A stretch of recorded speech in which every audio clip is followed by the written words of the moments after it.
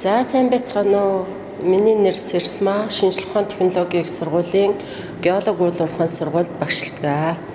За өнөөдөр би энэ геологчдын өглөөний уулзалтанд оролцоод гарч ирлээ. Энэ уулзалтаар манай геологууд маань салбарын тулгамдсан асуудал, ирээдүйн чиг хандлага, хийгдэх ажлын төлөвлөгөө, за тэгээд компаниуд, сургалт, үйлдвэрлэл, эрдэм шинжилгээний байгууллага, төр засгийн байгууллагууд бол хоорондоо хамтарч нягтарч ажиллах нь зүйтэй юмаа гэдэг талаар олон санал бодлоо хуваалцсан ийм сайхан ярилцлагын өглөө боллоо. За миний зүгээс бол олон жил ингээд шинжлэх ухааны технологийн их сургуульд багшилсан геологийн мэргэжилтэн бэлтгэж ирсэн бэлтгэлцэж ирсэн хүний хувьд бол хүний нөөцийн бодлогын талаар, хүний нөөцийн хомсдлын талаар сэтгэл эмзэглэж явж байгаа асуудлуудаас дурдъя гэж бодож байна.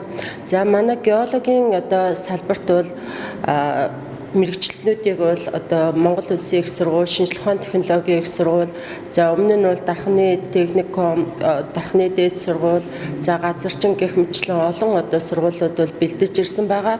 Сүүлийн үед бол шинжлэх ухааны технологийн их сургууль, Монгол Улсын их сургууль хоёрт бол геологийн төрөл бүрийн мэргэжлийн мэргэжилтэнгүүдийг бэлтгэж ирсэн.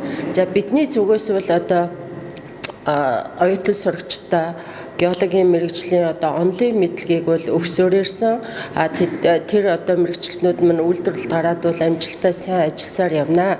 Гэхдээ цаашид юуг анхаарах вэ гэвэл онлайн мэдлэгээс гадна геологчд маань бол зөөлөн ур чадвар буюу харилцааны ур чадвар, практик мэдлэг чадвараа дээшлүүлэх нь бол маш их чухал байна.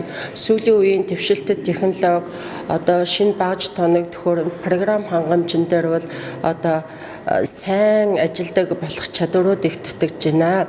За энэ зүгээсээ бол би юу гэж хэлэх гэж байна үгүй бол манай мэргэжил бол их онцлогтой. Тэгээд энэ мэргэжлэрээ хөдөөхөөр ингээ ажиллаа явж байхад бол геологч судлаачид манай мэргэжилтнүүд маань бол маш сайн сурталчилгаа хийж явах хэрэгтэй юм байна. Ингээд сайн сурталчилгаа хийгээд явал орон нутг нь бол мэргэжлийг маань ойлгодог, бидний хийдэг ажлыг ойлгодог болох юм байна гэж үзэж байгаа. За жишээлбэл геологийн компаниуд орон нутагт ажиллахаараа бол хүнтэй мэдлэгээсээ өксүүлээд за бид нар ийм ажиллаар явж гэн, танай орон нутагт цаашид ийм ажил хийн гэдэг ухуулсан, таниулсан, сурталчилсан үйл ажиллагаагаа бол өргөн явуулах хэрэгтэй юм байна гэж бодлоо. За үүний тулд бол тухайн газар нутгаар амьдарч байгаа айл, өөрөх хүн, байгууллага, засаг захиргаатай бол бүгднтэй нь уулзахаас гадна 10 жилийн сургуулиудын сурагчдад бол мэргэжлээс сурталчилсан үйл ажиллагааг бол ихээхэн явуулах нь зүйтэй юм аа. За 5 дугаар ангиас эхлээд хүн байгаль гэдэг хичээл орж байгаа. Хүүхдүүд маань бол байгаль дэлхий яаж үүссэн, ямар гарал үүсэлтэй, яаж хөгжиж өдийг хүрсэн, түүн дотроос ашигт малтмал гэж юуг хэлдгийг, тэр ашигт малтмалыг хэрхэн зөв зүйтэй зохистой цогцоор нь ашиглах вэ гэдэг талын мэдлэгийг багасаа ингээд аваад эхэлчих юм бол бидний ажилд бол цаашд их хөнгөвчлөгдөн, өөрөөр хэлбэл эсэргүүцэлтэй тулахад бол бид нарт их дөхөн болно. Тэднэд геологийг зөв ойлгодог хүүхдүүд маань ээж авдаа цаашлбал эргэн тойрондоо, хамаатан садандаа, найз нөхдөд бол зөвөр сурталчлахад бол нэмэртэй байх юм аа.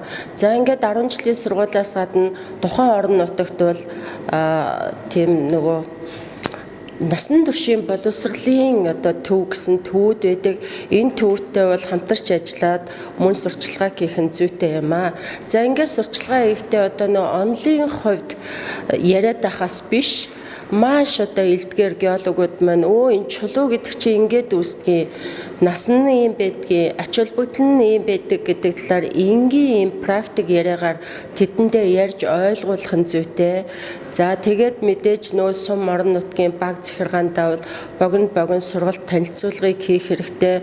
Болж өгөх юм бол хөдөө дагуулад ойрцуул тайлбарыг хэлээд өгдөг байвал их зүгээр юм аа гэж боддгоо.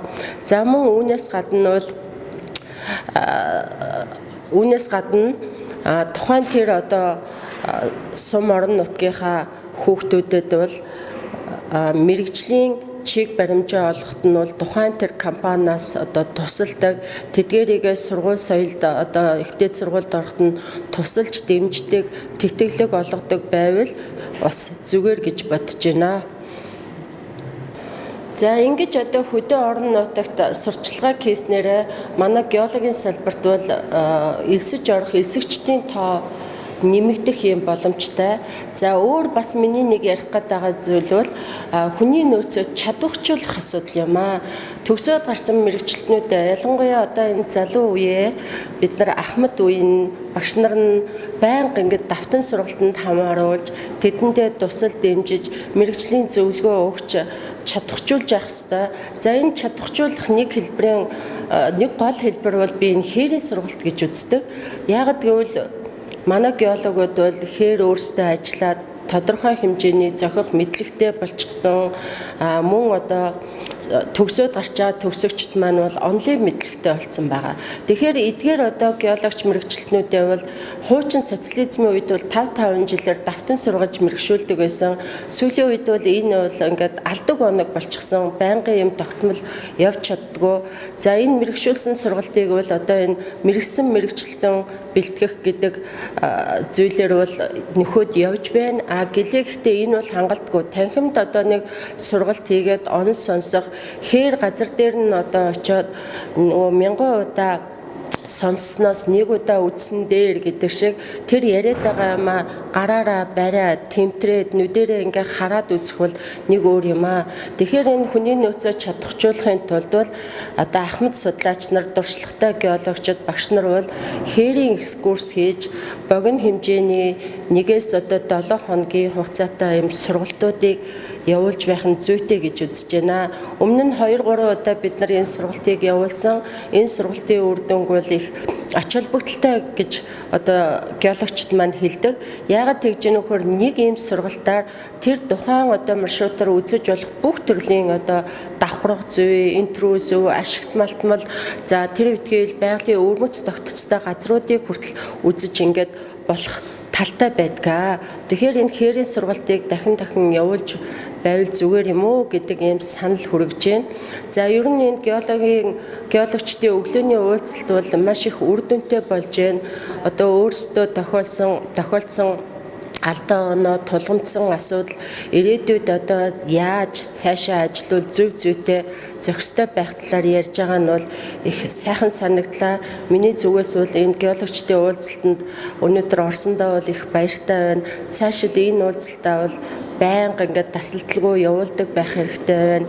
Эндээ бол одоо биеийнхээ дуршлаг алдаа оноогоо ярих хаас гадна шинжлэх ухаантайгаа нэлээд холбож сүүлийн үеийн шинжлэх ухааны ололт амжилтууд хаана ямар үр дүнтэй гарч байгааг бас зарим одоо хэлбэрээр ярилцдаг байвал зүгээр байна. Учир нь одоо судлаачид судалгааныхаа материалуудыг мэдээд байдаг. Геологчд маань одоо тэр болгоныг олж аваад авах боломжгүй. Зарим нь бол одоо мөнгөтэй интернетээс татдаг байх нь, зарим нь зөвхөн тэр судлаачтай хувь хүнийх нь материалууд байгаад байдаг учраас нийтлэг болохын үүднээс үйлдвэрлэл шинжлэх ухаан хоёроо холбоод энэ мэдээллийн хоорондоо хуваалцаж ярилцдаг. Эсвэл геологчд нь тэр шинжлэх ухааны мэдээллийг авсан байлаа гэхэд түүний учир нарийн одоо ач холбогдлын мэдхийн тулд судлаачтайгаа холбогддог байхад энэ уулзалт бас бидэнд тус болох уу гэж бодож байна.